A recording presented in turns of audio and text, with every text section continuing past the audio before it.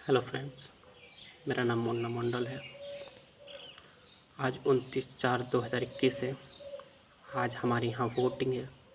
बिल्कुल लास्ट चरणों में आप सभी को मालूम है कि आज लास्ट चरण है। यहाँ पे मतदान चल रहा है। मैं भी मत करके आ गया हूँ। लेकिन वोट किसको दें? एक तरफ से आवाज़ आ रही है कि हम सोनार बांग्ला बनाएंगे, एक तरफ से आवाज़ आ रही है कि हम हाल फिराएंगे, एक तरफ से आवाज़ आ रही है हम विश्व बांग्ला बनाएंगे। सबसे पहले मैं सवाल सोनार बांग्ला पे करता हूँ। आज देश में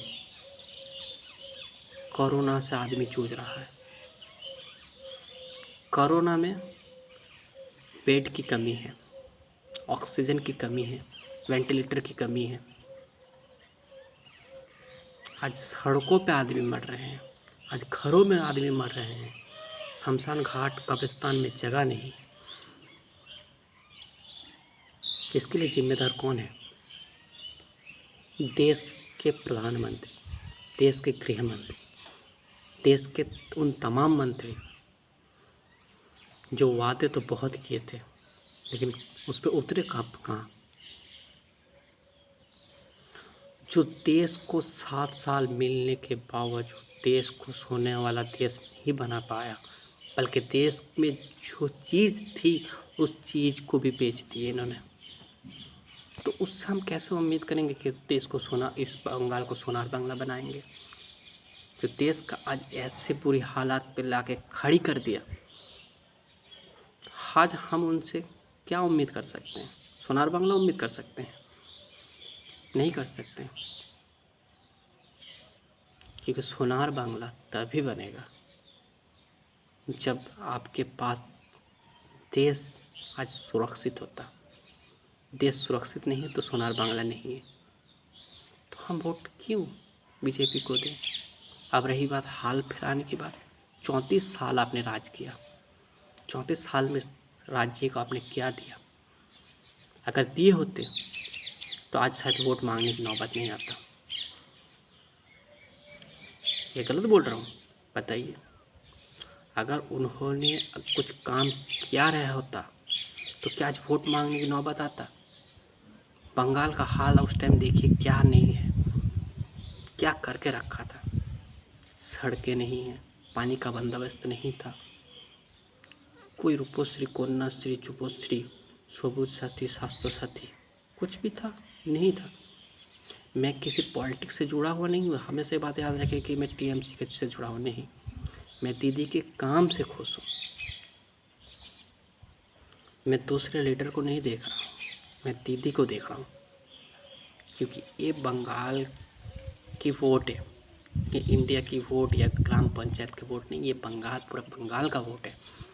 इस बंगाल में हम एक ही लीडर को चुनते हैं, वो ममता बनर्जी, क्योंकि उन्होंने जो काम किया है।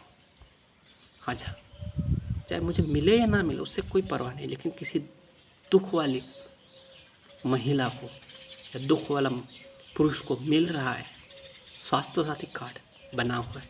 इसमें मेरा घर में भी एक आदमी है, अभी हॉस्पिटल में एडमिट है, उनको फ्री इलाज हुआ। ये किसकी देन है? ममता बनर्जी की है ना। आज बंगाल में रूपोश्री मिलता है, किसकी वजह से मिलता है? ममता बनर्जी की वजह से। कन्याश्री मिलता है, किसकी वजह से? दीदी की वजह से। सबुज साथी के साइकिल ले रहे हैं, किसकी वजह से? ममता बनर्जी की वजह से। कोई सीपीएम कह सकते कि हाँ इस चीज़ को हमने चालू किया था उसी को कंटिन्यू कर रहा? नहीं। राशन जो मिल रहा है किसके लिए मिल रहा है? ममता बनर्जी की वजह से। सीपीएम कह सकते कि हमने से। और रही बात सोनार बांग्ला की बात, यूपी को योगी आदित्यनाथ जी वहाँ पर है। यूपी के हाल में बहुत करीब से देखा हूँ। वहाँ पे क्या है? सरकारी बसें नहीं है, वहाँ पे रोड सही नहीं है, वहाँ पे और फैसिलिटीज़ नहीं है। मैं यूपी 4 जिलों में रह चुका हूँ, लखनऊ, सहारनपुर, रायबरेली, गोरखपुर।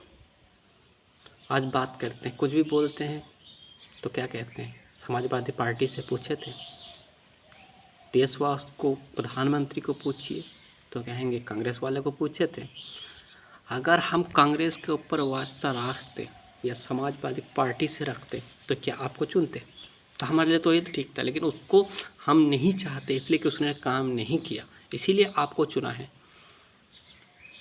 आप बताइए, ममता बनर्जी 34 साल वामफ्रंट राज की, तो ममता बनर्जी कभी कही है कि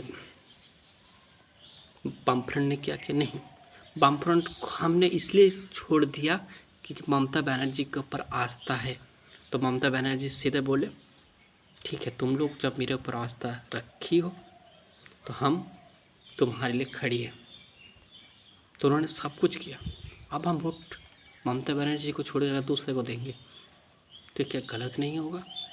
और रही बात बाकी जितना पॉलिटिक्स छोड़ के जा रहे हैं, जाने दीजिए, वोट हम लोग डालते हैं, वोट कोई नहीं डालता। देखिए, मेरे पास कोई टीएमसी का लीडर नहीं आया, मेरे पास कोई सीपीएम का लीडर नहीं आया, मेरे पास कोई बीजेपी का लीडर नहीं आया कि मुझे वोट दो। कोई आता तो भी मैं किसी के बात पे दबाव पे आके मैं वोट नहीं डालता। मुझे दीदी से मोहब्बत है, क्योंकि दीदी का काम से मैं खुश हूँ। बस मैं एक ही रिक्वेस्ट करूँगा आप सभी से, क्योंकि आप लोग उन्नयन को अगर बरकरार रखना चाहते हैं तो इस साल टीएमसी को वोट दीजिए। लास्ट चरण है, पूरा चरण तो ख़त्म हो गया। बीजेपी वाले से आप सवाल नहीं कर सकते हैं। आप अगर वोट देके उसको जिताएंगे तो आप उस कुछ भी प्रॉब्लम होगा तो आप आज सड़कों पे निकलते हैं, कुछ प्रॉब्लम होता तो। लेकिन कल अगर बीजेपी जीत जाएगा तो आप धरना नहीं दे सकते, क्योंकि धरना देंगे तो आपको खालिस्तानी, पाकिस्तानी, आतंकवादी, टेररिस्ट, पता नहीं क्या क्या टाइटल आपसे दे देगा, वो आपको पता भी नहीं चलेगा। क्योंकि देखिए, फार्मर प्रोटेस्ट हो रहा है, कोई कुछ कह रहा है, एक शब्द कह रहा है, सभी तो बंगाल चुनाव के लिए पड़े, वहाँ पे आदमी मर रहे हैं, कोई परवाह नहीं। कोरोना पे आदमी मर रहे हैं, कोई परवाह नहीं। तो ऐसा आदमी को चुने जो आपकी मुसीबत में खड़ा रहे। सुख में खड़ा रहे ना रहे कोई दिक्कत नहीं, क्योंकि सुख में आदमी तो भूत भी साथ देता है, लेकिन मुसीबत में साथ देना वही सबसे बड़ी बात है। और वो सिर्फ एक ही लीडर है बंगाल में, वो ममता बनर्जी। ममता बनर्जी किसी के ऊपर कोई गलत नहीं करती, क्योंकि देखिए 34 साल में ममता बनर्जी को पीटा गया, लेकिन उन्होंने डायरेक्ट कहा बदला नहीं, परिवर्तन चाहिए। नंदीग्राम में उनके पैर तोड़ दिया गया, कह रहा है कि मुझे नंदीग्राम वाले से हम लड़ाई करेंगे। नहीं, उनकी नेचर में है ही नहीं, ये सिर्फ बीजेपी के नेचर में है। एक मरे तो 10 मरो। अगर किसी की एक का डेथ हो जाए तो तुमने लाश से एक ढेर बना दो।